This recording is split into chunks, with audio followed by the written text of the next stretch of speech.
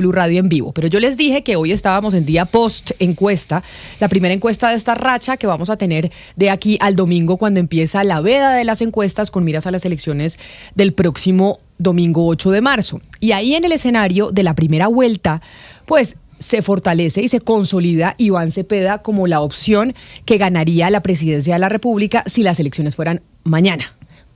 Recordemos a los oyentes, en cuánto está esa intención de voto por cada uno de los candidatos en la encuesta para Blue Radio y Caracol Televisión de Invamer, Lucas? Está Camila. Iván Cepeda, digamos, hay dos mediciones. Hay una donde está ese grama álbum, pues porque acuérdese que todavía tenemos una gran cantidad de candidatos. En esa donde hay varios candidatos, la lista es larga, Camila. Iván Cepeda tiene el 37,1%, seguido por Abelardo de la Espriella, que tiene el 18,9%, seguido de Claudia López, que tiene el 11,7%, sigue Paloma Valencia con el 10%, Sergio Fajardo en el quinto lugar con el 6,6%, y ya después ahí siguen Clara López con el 2,8%, Santiago Botero con el 2,2%, Roy Barreras 1,8%, Miguel Uribe Londoño con el mismo porcentaje 1,8%, y Luis Gilberto Murillo con el 0,9%. Esto yo creo que se va a decantar de forma distinta después del 8 de marzo, pero pues eso son especulaciones. Este es el resultado de la encuesta, que no le da todavía a Iván Cepeda para ganar en primera vuelta, porque eso es lo que están buscando desde el pacto histórico, que haya un triunfo en primera vuelta, es a lo que le están apostando. Y ese triunfo en primera vuelta viene acompañado, Oscar, yo no sé si usted vio, con el inicio de la recolección de firmas para convocar a una Asamblea Nacional Constituyente, que lo anunció el presidente Gustavo Petro y el propio ministro del Trabajo, Antonio Sanguino. Entonces, ese anuncio de la Asamblea Nacional Constituyente, de la convocatoria de firmas, pues viene acompañado con este escenario de Iván Cepeda como el favorito para ganar la presidencia de Colombia. Camila, imagínese usted este escenario de Cepeda, bueno, como está en este momento consolidado en las encuestas, un gobierno con bandera propia, un gobierno en este caso, no solamente con candidato propio, que sería Cepeda, sino con bandera propia, y la bandera propia es la constituyente, que ha sido un sueño recurrente de Petro, cada vez constantemente lo saca con más ganas, pero en esta oportunidad, como usted bien lo plantea, y en cabeza del ministro Sanguino, el ministro de Trabajo, esta bandera va a ser una bandera no solamente política, sino electoral. ¿Y qué es importante en este caso, Camila? El Congreso que se va a posesionar el 20 de julio, el Congreso que vamos a elegir el 8 de marzo, ahora en unos días. De tal manera que ese Congreso que se va a elegir el 8 de marzo, con un gobierno con bandera electoral y un candidato posicionándose cada vez más fuerte en el primer lugar, esto, Camila, crea un ambiente, un escenario propicio, digamos, en términos electorales, para que esta bandera, que a muchos asusta, porque no hay garantías reales de hacia dónde apunta la constituyente de Petro, sea una realidad. Y eso es lo que se está viendo en este momento. Yo sí creo, Camila, y hay que hacer la reflexión sobre qué tan oportuno es tener esta bandera electoral en estos momentos, en un gobierno que además es un presidente que goza de una popularidad muy alta. O sea, Petro está marcando fuerte en la favorabilidad. Entonces yo sí creo que ese es un tema de cuidado, Camila. Lo que han dicho los promotores de la iniciativa, que fue inscrita formalmente por un grupo de ciudadanos ante la registraduría, es que lo que buscan es que se pase adelante o se logren adelantar e impulsar reformas que propuso el gobierno del presidente Gustavo Petro, como la reforma pensional, el tema de un salario mínimo vital, y también pues contrarrestar algunas de las decisiones que ha tomado la Corte Constitucional, el Consejo Nacional Electoral y el Consejo de Estado frente a reformas del Ejecutivo, en este caso del presidente Gustavo Petro. Armando Borillú Balbuena es el vocero del comité de firmas de esta constituyente que se radicó en la registraduría, y por eso lo saludamos a esta hora. Señor Borillú, mil gracias por estar con nosotros y bienvenido. Saludos a todos los republicanos desde Providencia y San Andrés, palenqueros, Pueblo Negro, campesinos, 115 pueblos originarios, y a toda la sociedad colombiana, sin olvidar a más de 1 millón de personas exiliadas. Señor Borillú, ¿por qué razón tomaron la decisión de iniciar este proceso de recolección de firmas para impulsar una Asamblea Nacional Constituyente en época preelectoral? preelectoral con miras a las elecciones presidenciales en mayo y junio. ¿Por qué escogieron esta época en particular para consolidar ese plan? Son las leyes de la naturaleza en armonía y en equilibrio con una angustia de millones de personas que queremos avanzar para hacer los ajustes necesarios de la Constitución y que haya un proceso de descentralización. La República está constituida solamente para Cali, Bogotá y Medellín. Queremos que 6.200.000 kilómetros de frontera, que las áreas fronterizas y los bordes territoriales, que 15 millones de campesinos, que millones de obreros y de personas sean parte de la República y no permanezcan excluidos de manera permanente. Pero señor Woryú, esta Asamblea Nacional Constituyente que ustedes buscan convocar, los críticos de esta iniciativa y sobre todo del hecho de que el presidente Gustavo Petro a través de su gobierno la esté apoyando, dicen que uno de los principales objetivos es que se le permita al primer mandatario reelegirse. ¿Usted como vocero del comité promotor tienen esa como una de las intenciones de esta Asamblea Nacional Constituyente? Hay mucha especulación de los medios de comunicación y simplemente nos corresponde en este momento trazar unas líneas de trabajo para la recolección de firmas y este es el momento adecuado. Así son las leyes de la naturaleza. Esto, pues, hay análisis políticos, científicos, hay análisis sectarios, hay el análisis del no querer llamar a la sociedad colombiana para lograr sus derechos. Este es un momento ideal y adecuado para ello. Sí, por eso, pero la constitución que ustedes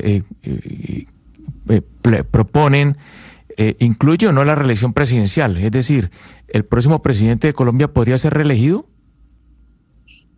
Esas son especulaciones periodísticas, especulaciones de un sector social, pero nosotros primero vamos a recoger las firmas, después será necesario el proceso eleccionario de Asamblea Constituyente para hacer los ajustes necesarios, no logrados en el 91, no logrados en la Constitución de 1886, tampoco logrados en la primera Constitución de 1819. Hay que hacer una república contemporánea, porque el modernismo europeo ya murió, eso no sirvió. Estamos en unos momentos geopolíticos, geoestratégicos, geoeconómicos, donde hay que hacer la adecuación de esta república al momento contemporáneo. Sí, señor Woryú, yo tengo una pregunta, porque usted dice tenemos que reformar esta Constitución porque no se han logrado cosas que estaban en ella. Entonces, ¿realmente hay que crear una nueva Constitución? Y se lo pregunto porque, por ejemplo, el tema de descentralización está incluido en la Constitución del 91 en varios artículos, entre ellos el 287 que otorga autonomía para gestionar intereses locales, por ejemplo. Es decir, está incluido, está en la letra, falta llevarlo a la práctica como tantos artículos de esta Constitución que es considerada una de las mejores del mundo. ¿Es necesario hacer una constituyente o es necesario mejor poner en práctica lo que dice la Constitución actual? Hay que hacer los ajustes necesarios porque también esos ajustes tienen que ver con el desmonte de muchos articulados de la Constitución y hay que avanzar. No es justo que en esta república existan 6.138.000 leyes vigentes. Eso es absurdo. Hay que hacer la adecuación necesaria y simplemente es un millones de colombianos que dicen vamos a hacer los ajustes necesarios de la mejor manera, no escondidos en los baños, no hacerlo haciendo prebendas y cosas de esas que han ocurrido en esta república.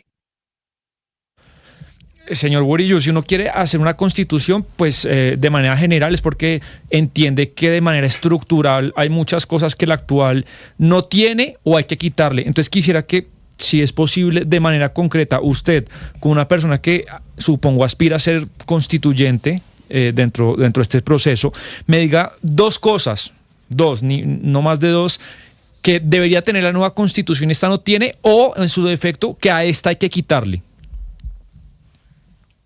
Hay una cosa muy sencilla, de sentido común, sin análisis profundo. La República constituida para Cali, Bogotá y Medellín, es necesario descentralizarla mediante un ordenamiento territorial, que se legalicen todas esas economías territoriales, que se economice la venta y comercialización de azaí de la selva, de la maracuyá del Pacífico, de tal manera que ordenemos este país, doctor Murillo, que resolvamos el pago de la deuda externa, pero esto ya está, es simplemente descentralización de Estado para la gobernabilidad en los territorios que conduzcan a la paz. Y del mango, y de verdad no lo respeto, y a lo mejor será importante, pero eso no es medular ni importante, y tenerlo usted es muy provechoso para nosotros entender. Quisiera que me diga algo medular, algo fundamental de la Carta del 91 o de la futura que debe quitarse o adicionarse. Creo que lo del azaí del mango no es medular, entonces si me puede decir algo importante, estructural, que debe cambiarse. Para usted no es fundamental ni medular, no es medular, pero para millones de personas que viven en los territorios, para 15 millones de personas campesinas, tiene que haber garantías del fortalecimiento económico de la vida y la dignidad de estas personas en la ruralidad. Eso es fundamental. Hay que hacerlo contemporáneo en los momentos de la biodiversidad, de los bonos de la vida, porque hay cambio climático. Y fundamental son los seres humanos. Por eso hay que proteger la biodiversidad. Por eso es necesario la descentralización. Señor Murillo, usted en parte de esta conversación dijo que el modernismo europeo ya murió, así lo dijo usted. Pues de Europa es de donde nace la democracia. En Grecia y Roma es donde nace la democracia. Y yo le quiero preguntar, con esta iniciativa, ustedes lo que les quieren buscar es un cambio por molestias con la Constitución de 1991, ¿o ustedes también están molestos con el modelo de democracia, con esa democracia que empezó en Grecia y Roma y que nosotros tenemos, o es también un cambio a ese modelo democrático? Hay que hacer ajustes a la Constitución, porque después de 207 años de Constitución, la educación en la República tiene algo que nos conduce al esclavismo. Y en Colombia, esta República, el sistema de corrupción que heredamos de Europa, hoy tiene una ética, estética y moral. Eso lo trae el modernismo. Por eso hay que hacer unos ajustes contemporáneos para que se crea una nueva estética de la vida sin la corrupción y los demás efectos colaterales que eso trae en la vida de los seres humanos. Señor Borillo, yo entiendo lo que usted nos dice, creo que un poco antes que la estética, tal vez usted se refiere a la ética. Entonces yo pues estoy de acuerdo, necesita ajustes, pero para los ajustes hay un órgano que se llama, y la misma Constitución de 1991 es tan bonita y tan bien hecha, que tiene una Corte Constitucional que es la guardiana de la Constitución, y esa guardiana de la Constitución podría hacer ajustes, y se pueden hacer cambios o reformas constitucionales, pero no cambiar una Constitución que no lo digo yo, usted mire entre los constitucionalistas del planeta, es de las constituciones modernas, liberales, más importantes, y es modelo la Constitución de Colombia. Entonces una cosa es ajustes, que es la palabra que usted ha utilizado durante esta entrevista, y otra cosa es cambiarla, y para hacer ajustes no hay que hacer una constituyente, señor Borillo. Hay que hacer los ajustes necesarios para una república contemporánea donde los medios de comunicación no deben tener temor ante los avances y el reposicionamiento estético de la humanidad. Pero yo creo, señor Borillo, que no se trata de que en los medios de comunicación tengamos temor de los avances, como usted los llama, estéticos de la humanidad, sino que queremos entender cuáles son los objetivos de esa Asamblea Nacional Constituyente que ustedes están promoviendo y que además apoya el gobierno nacional. Y que me llama la atención porque usted hace un par de años publicó una columna en el periódico El Espectador haciéndole una crítica importante al gobierno del presidente Gustavo Petro. Esa columna usted la titulaba "Los pueblos étnicos no hemos sido comprendidos por la paz". Y criticaba usted al gobierno actual por cuenta de la falta de compromiso con el acuerdo de paz de La Habana que se firmó por parte del gobierno de Juan Manuel Santos, criticando al gobierno del presidente Gustavo Petro por su falta de compromiso y de incluir precisamente a las comunidades étnicas que usted representa en la implementación de ese acuerdo. Un gobierno que lo ha tratado a usted así y a sus comunidades como usted mismo lo esboza en esa columna de hace un par de años, ¿por qué termina apoyándolo en una Asamblea Nacional Constituyente? Nosotros, y en particular mi persona, apoyamos al gobierno actual porque ha habido un proceso pedagógico de tal manera que la sociedad colombiana entienda, comprenda y desarrolle los obstáculos estructurales de las instituciones del Estado, que están sometidas a 207 años de deuda pública y no resuelta. A pesar de que cualquier presidente de la República tenga la voluntad de resolver los asuntos de paz, hay que hacer la adecuación institucional para que estas estructuras de Estado funcionen para la vida, funcionen para la paz, funcionen para la descentralización, pero que se derrumbe esa estética de funcionamiento de la estructura para la corrupción. Eso es lo que tenemos que hacer. Ustedes han hablado con el candidato del continuismo, Iván Cepeda, y hablábamos del conocimiento que se dio ayer de la encuesta de Inbamer, en donde Iván Cepeda lidera la intención de voto hoy para la presidencia de la República. ¿Ustedes han hablado con él? ¿Apoyan esa candidatura? ¿Él apoya esta iniciativa de la Asamblea Nacional Constituyente? Hoy todavía no he hablado con él, pero simplemente son los avances. Hay muchos candidatos. Él tiene la mayor opción en este momento, pero también su mente es de la adecuación institucional para tener un mundo contemporáneo en la que nosotros no debemos tener miedo. Es decir, ese es el candidato que ustedes, desde el comité promotor de la Asamblea Nacional Constituyente, están apoyando. Mi persona como individuo, sí. Los millones de colombianos, cada uno tendrán sus opciones de avances, tendrán su forma de decidir las cosas para la paz, para un mundo contemporáneo, para una adecuación geopolítica, geoestratégica, geoeconómica, porque todo está cambiando. Sí, mire, señor Armando, ustedes contemplan, por ejemplo, y se ha hablado de cambiar el tema de la reelección. ¿Ustedes permitirían la reelección? ¿Sería uno de los cambios que introducirían? Pues eso hay que analizarlo, hay que mirarlo. A mí nunca se me ha ocurrido la reelección.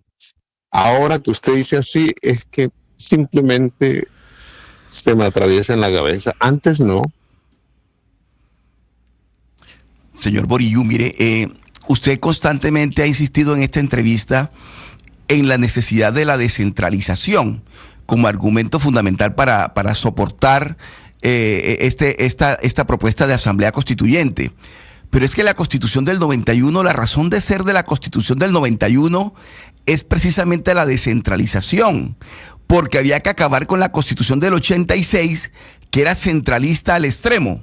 Entonces la razón de ser de la Constitución del 91 fue la autonomía de las regiones, de la que usted pregona constantemente, y la descentralización. Y están contemplados en la Constitución del 91. De tal manera que eso no podría ser un argumento para justificar una asamblea constituyente. Lo que pasa es que están allí los artículos en la Constitución del 91 y hay que darles desarrollo, hay que implementarlos. Y para eso hay que buscar acuerdos con el Congreso. Es necesario que el Ejecutivo, el Legislativo y el Judicial trabajen de manera armónica para sacar adelante estas propuestas que están contempladas en la Constitución del 91. La verdad, señor Borillú, de esta propuesta de Asamblea Constituyente apunta hacia dónde. ¿Hacia dónde están apuntando realmente ustedes al proponer esta Asamblea Constituyente en plena campaña electoral con una bandera en cabeza del presidente de la República? Hay un ejemplo. Mi nombre es Armando Uauriyú. Soy de la nación Wayuu. Viví lo que es la Asamblea Constituyente que quedó plasmada en la Constitución del 91. Solo hasta el 1 de mayo del 2025, mediante unas facultades de la Asamblea Constituyente del 91, fue posible crear la primera entidad territorial indígena en la República, porque el poder legislativo no tuvo la voluntad política, no tuvo la voluntad intelectual, no tuvo la voluntad contemporánea del proceso de descentralización plasmado en la Constitución. Tampoco tuvo la voluntad política de resolver los asuntos pensionales que están detenidos en el Poder Judicial. Tampoco tuvo la voluntad política de resolver la salud de millones de colombianos y tampoco ha tenido la voluntad de resolver el tema laboral. Son esos unos cuantos ingredientes pequeñitos pero entonces, que son necesarios, pero señor Borillú, una asamblea constituyente para hacer los ajustes necesarios. Entonces ustedes quieren una asamblea nacional constituyente, como se lo preguntaba mi compañera Ana Cristina hace algunos minutos, porque no están de acuerdo con el sistema republicano democrático que hoy tenemos. Ustedes no creen que el sistema de balance de poderes, en donde el Ejecutivo que presente una reforma laboral o pensional, que el Legislativo le pueda decir que no, o que la rama judicial pueda evaluar si se fue autoritario a la hora de tomar decisiones ejecutivas. Ustedes lo que quieren reformar es precisamente ese sistema que tenemos desde la Grecia antigua de las ramas de poderes que se contraponen las unas a las otras para tener un equilibrio y que no tengamos una que sea más poderosa.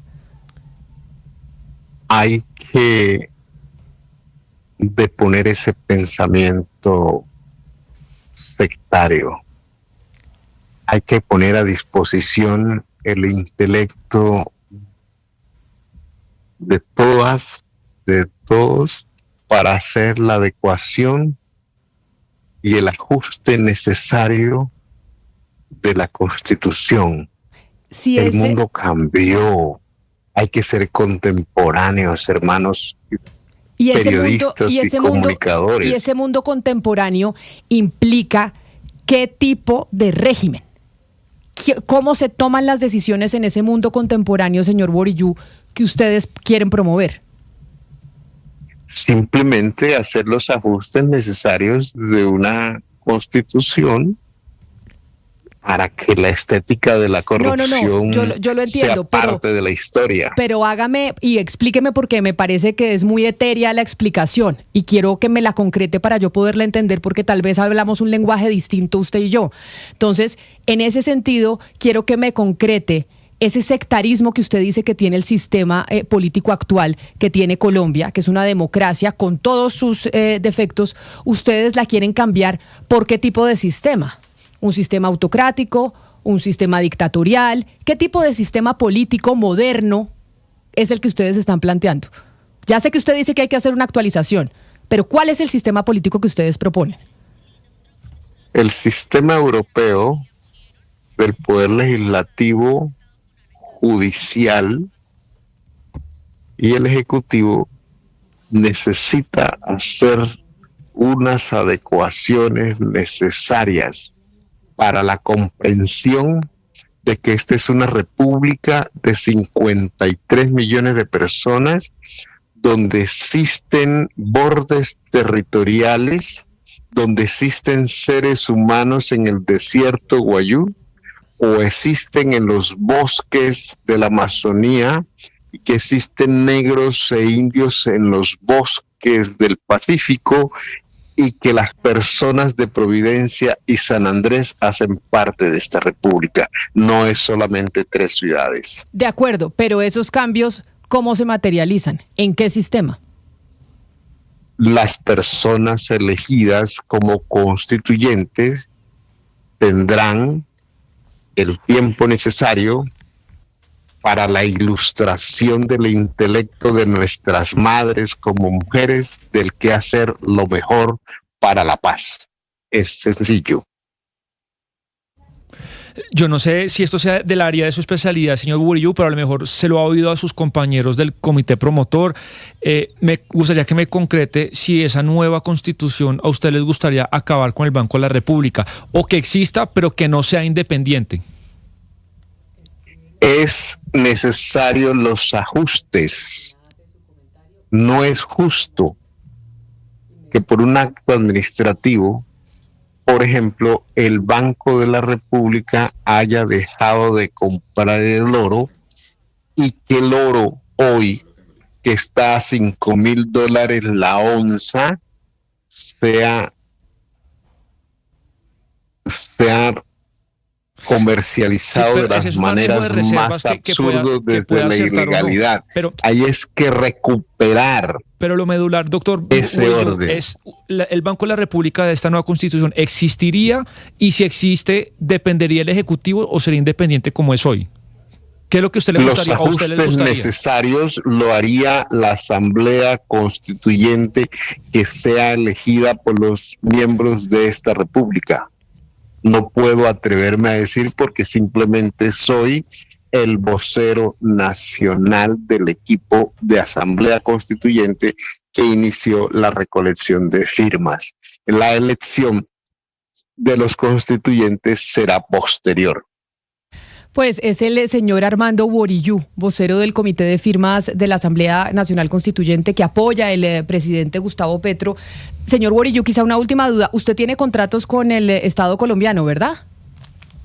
Sí, yo tengo el derecho a trabajar. No importa, solo por la duda, pero ¿tiene usted contratos actualmente con el gobierno del presidente Gustavo Petro? Sí, yo trabajo. Soy un ser humano con todos los derechos de laborar.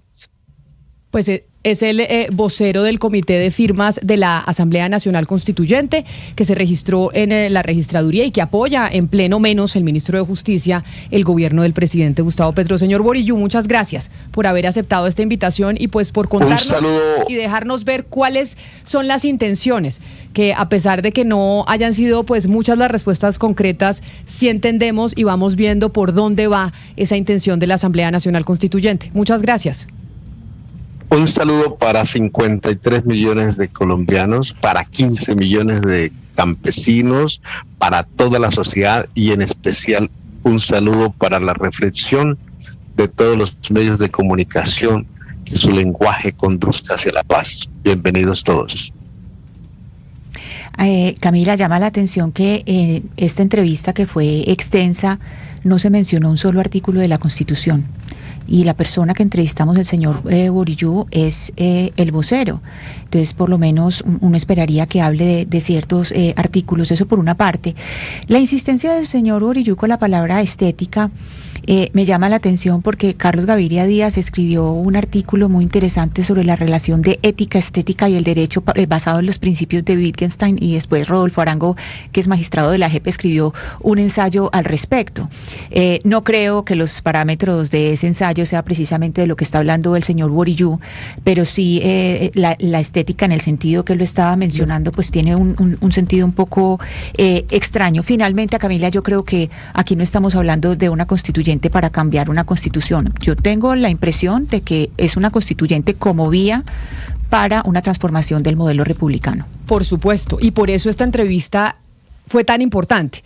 Muchos oyentes decían que el doctor Borillú pues hablaba lento, que por qué seguíamos hablando con él, y es fundamental haber hablado con el señor Borillú y seguir hablando con los promotores de esta Asamblea Nacional Constituyente, porque nos permite entender a nosotros y a los oyentes cuál es la intención y qué es lo que quieren. Y el presidente Gustavo Petro, desde que llegó a la Casa de Nariño, incluso desde antes, ha tenido, Ana Cristina, la intención de cambiar el régimen político en el que vivimos, pasar de una democracia representativa, que es la del Congreso de la República, a una democracia deliberativa, que es la de las calles, que es precisamente la de las comunidades. La gran pregunta que se tiene sobre esa democracia deliberativa es: ¿quién toma las decisiones? ¿Un caudillo, como lo hemos visto a lo largo de nuestra historia? ¿O quién? ¿Cómo en esa democracia deliberativa se decide cuál debe ser el futuro de una nación? Pero claro que usted da en el clavo. Aquí no se busca reformar la Constitución del 91. Lo que se quiere es cambiar el sistema político en el que vivimos. Y a su pregunta, Sebastián,